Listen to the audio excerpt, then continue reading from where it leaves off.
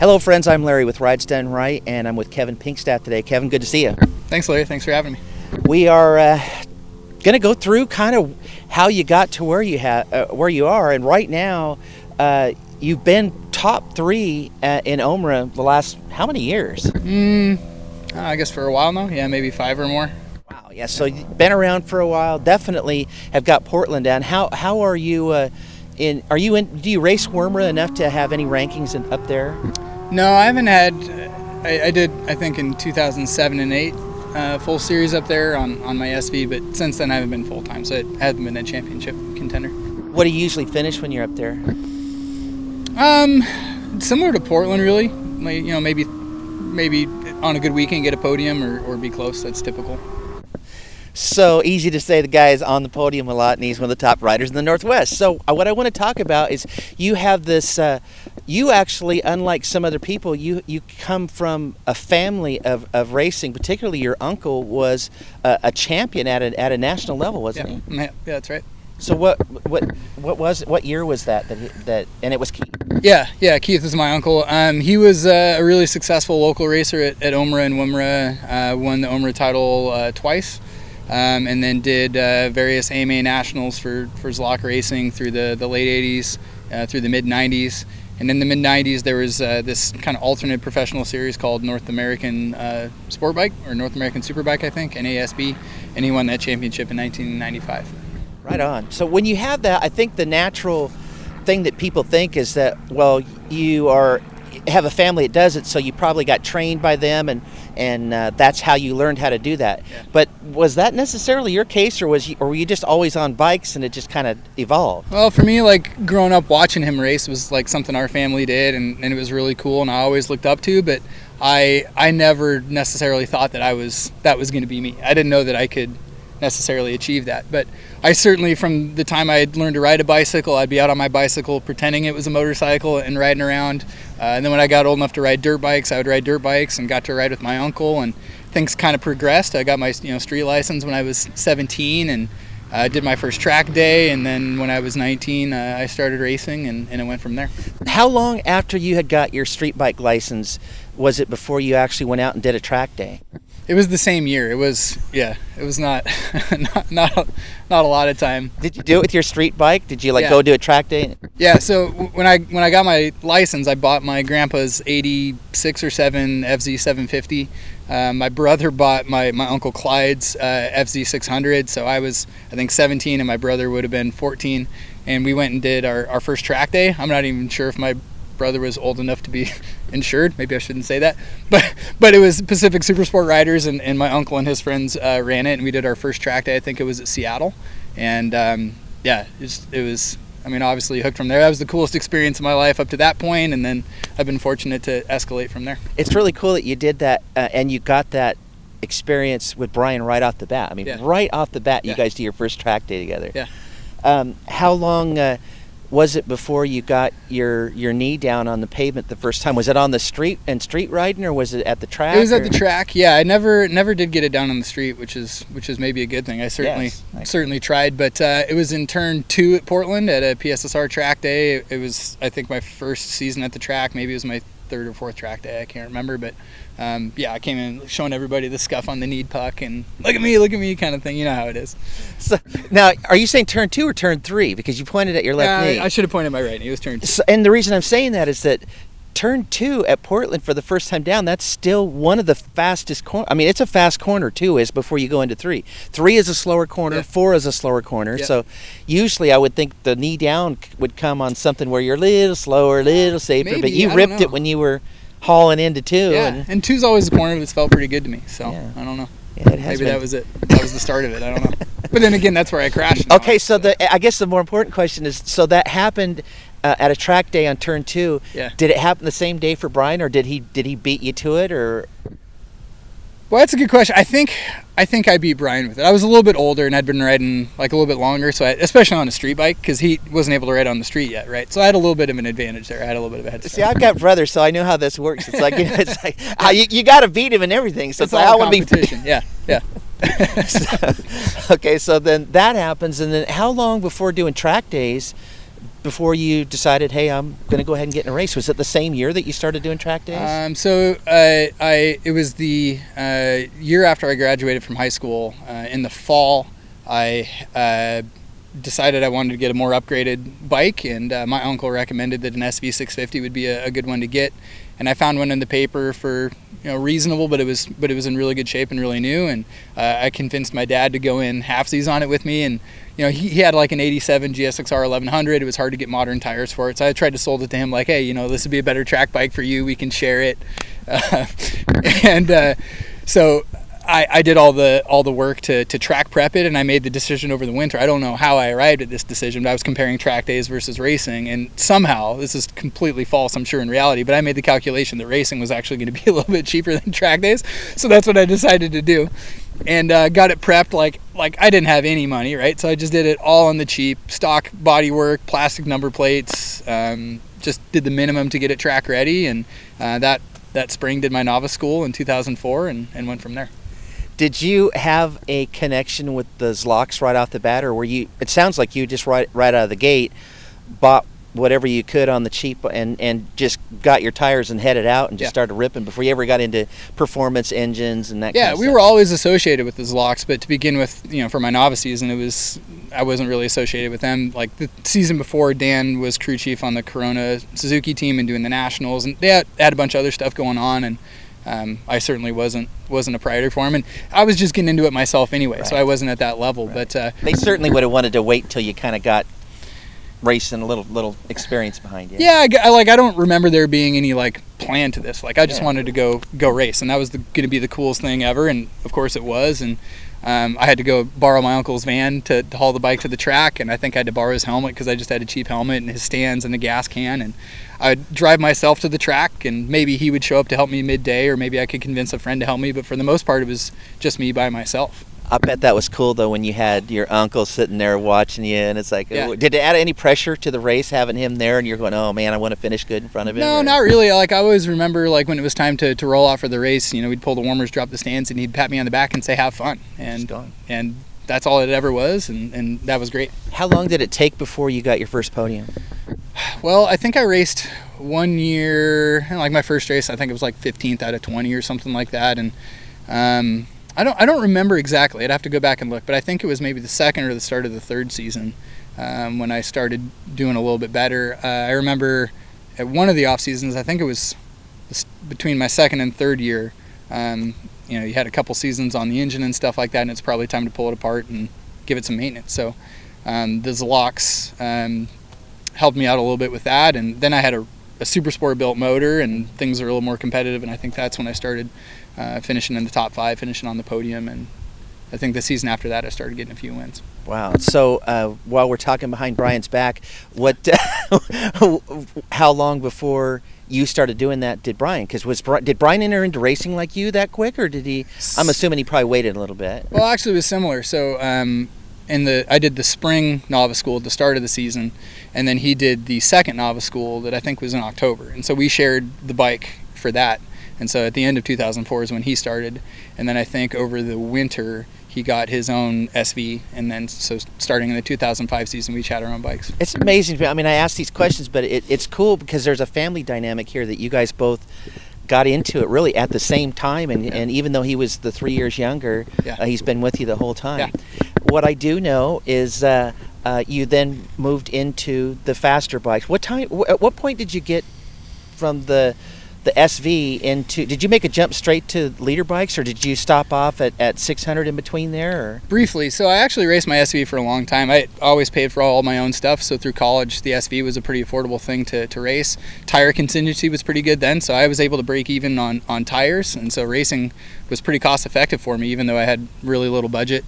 So I raced SVs full time I think until 2008, and then I actually did part-time on the SV and then part-time on my uncle's old 600 endurance bike, just in one class per weekend, I think. And I did the 750 starting in 2009, I believe, and then the 1000 starting in 2011. I've been on it ever since. Okay, so how at 2011, then how long did it take when you entered into that class to start getting into any kind of podiums? I'd have to go back and check. I mean, I think I was making podiums on it even my first year. I remember 8s and 7s kind of being my times, and at the time that was, good enough for the occasional podium. And then, things kind of just gradually progressed from there. And you guys have certainly since then raised that bar. I mean, I can't believe that you guys will go out now and constantly stay. I think you guys are always in like the 6s on a regular day, and when things are hot and you guys are flying, you have made it into the 5 club as well, which is pretty cool. Yeah. Do you have any favorite moments that you've been doing all of this? Is there something that stands out that, boy, I remember when this happened and how cool you thought that was? Oh yeah, a lot of highlights. I mean, starting early in my racing career, like that phase when I was kind of doing track days and getting ready to go racing, for those few years my uncle was endurance racing, and so rather than just coming to the track to watch him race, he invited me out to be part of the crew. And it was a Northwest series, so we'd go to Spokane, Seattle, Portland, and he and Andrew Cox and Todd Fry and Dave Salmi were the riders, and they were good, so they were in contention for the win. I was able to be a part of contributing to that with either just running the pit board or helping to the pit stops, and that was really cool to be a part of it, and that really helped motivate me, I think. And I was able to join them for, I think, the last endurance race of 2004. They had a rider that couldn't make it. It was my novice year, and they're riding an R1. I'm like, hey, do you want to join us? Oh, and by the way, it's October and it's wet. Oh, no. And that was my first experience, and like I couldn't say no to the opportunity, but you feel a little bit of pressure, and you rain on 1,000. But it seems like everything's going against you, because rain and a leader bike on your first race with them. How did that go? We won. I kept it upright. It was amazing. It was awesome. The next year in 2005, we did it on a 600, and it was my uncle Keith, myself, my brother, and Dave Salmi were the 4 riders, and we did the Northwest Championship, and we won it, which was awesome memories, just absolutely fantastic racing with my uncle. That was a highlight. Doing the nationals that I've done at Laguna in 2013, 14, and 15 were obviously a highlight. That had to have been pretty cool. I mean, all of us, first of all, know Laguna and its reputation as being a cool track, and it's got such a legacy there. So the track itself is cool. Yeah. At a national level, that's another part that then is cool. How did that experience go, like your first time you went down? Yeah, so just as background for it, like during the summers, we would always road trip down to watch the AMA Superbike and the World Superbike races, and I remember being on the fence and thinking, like, this is really cool. Like, I want to do this. This was kind of a similar time frame that I was starting to get my license and starting to ride and do track days and stuff. And so every year I'd kind of be eyeing it. And every year that we went down, I'd kind of look at it a little bit more of like, I'm getting closer to being able to do this. I want to do this. And so there was a pretty big gap between that time frame and when I did my first national. But my brother actually did nationals before I did. In 2009, 10, and 11, he did in the DMG Superbike or Super Sport class on a 600. He'd done his nationals. So for me to go and watch him, like, I was super pumped for him, and I was nervous and all those things for him. But like you talked about with the brotherly thing, my younger brother is doing this before me, and that motivated me a little bit extra. I remember being in the pits at Laguna one year when he was down there racing, and I was talking with Dan Zlock about, like, man, I need to do this someday. And he said something that really stuck with me. He's like, you never know, like, it's never going to be easier later. You just gotta, if you want to do it, you gotta find a way to make it happen. So in 2011, I finally decided that I was going to do it, and I took an extra job to work all summer to save up the money just to do this one national weekend in September. And I did it, and it was so much. I wasn't sure if I was going to be fast enough to make the qualifying cut, and for most of qualifying I wasn't, and you just have to really, like, dig deep to find that extra pace, and we did it. We finished 10th, which on paper sounds awesome. I think there was only 12 finishers. We don't talk about that part.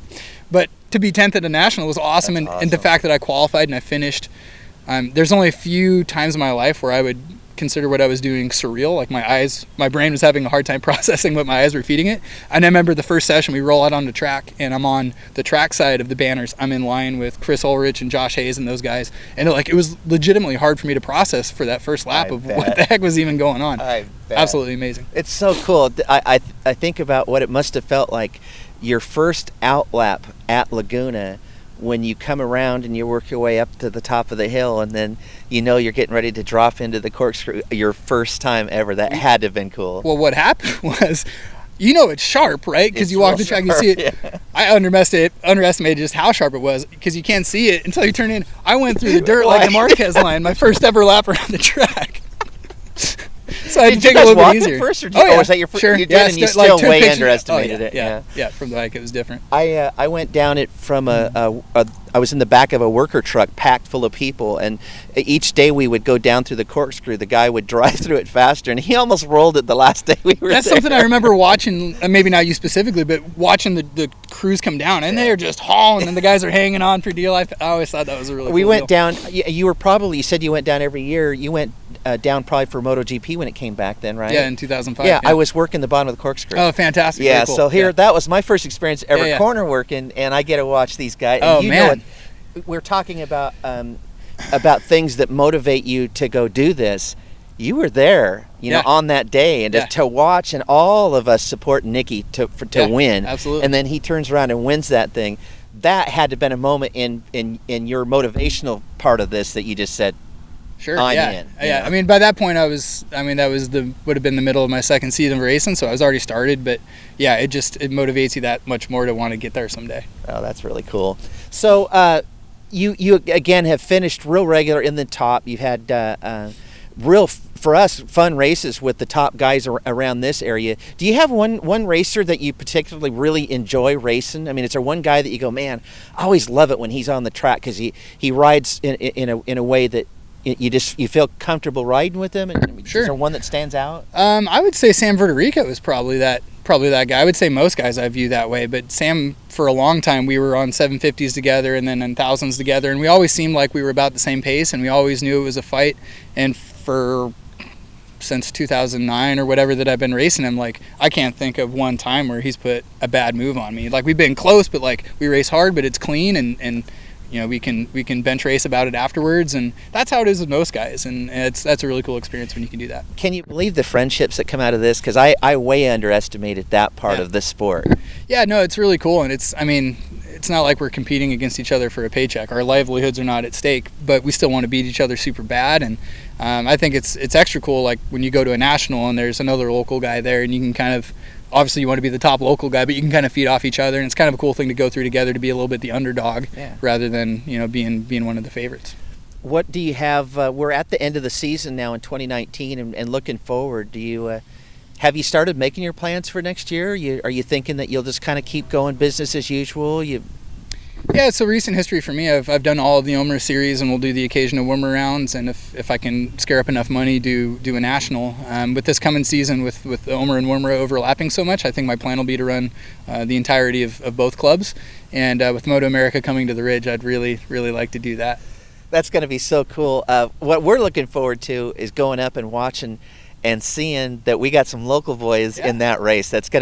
That weekend is going to be so cool. I hope there's a bunch that come out from all across the different classes, from lightweight to twins to 600 to 1000. I think there will be. I mean, you would think that the racers certainly, when we can go up from here, it's only a couple hours to get and watch a national. Man, none of us that are racing and people doing track days, if you're into it, we're way too close not to go. So we have to plan on going and getting to cheer on local guys. The idea that there has to be some kind of an advantage, having done some laps at the Ridge, that when the national guys come in, you guys should right off the bat, you know, especially in those early qualifying and all that, should do pretty good. Yeah, it should play more into our favor than us going to some other track that we're less familiar with. But those guys are so good that, I mean, it's only going to take them a lap or two, and they're going to be there. Yeah. So. Yeah, I had some experience at the Ridge with Jason Pridmore, and they had a couple of racers with them when they came up, and man, they're fast. Fast is fast, no matter what track you're at. Yeah. Yeah.